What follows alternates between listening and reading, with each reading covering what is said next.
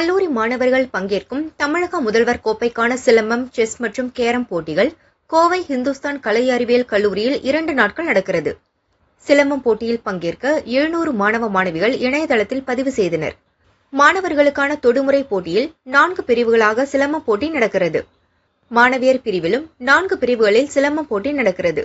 இதில் மாணவர்களுக்கான 75 கிலோவுக்கும் அதிகமான பிரிவில் இந்துஸ்தான் கல்லூரி மாணவர் குலாம் அகமது முதலிடம் பிடித்தார். சிஐடி கல்லூரி மாணவர் சிவனேஷ் 2ஆம் இடமும், கோவை அரசு கலைக்கல்லூரி மாணவர் பரணிதரன் 3ஆம் இடமும் பிடித்து கல்லூரிக்கு பெருமை சேர்த்தனர்.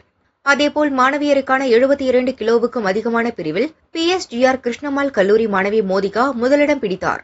குமரகுரு தொழில்நுட்ப கல்லூரி மாணவி நித்யாஸ்ரீ 2ஆம் இடமும், கற்பகம் கல்லூரி மாணவி விஸ்வஸ்ரீ 3ஆம் இடம் பிடித்து கல்வி நிறுவனங்களுக்கு பெருமை சேர்த்தனர்.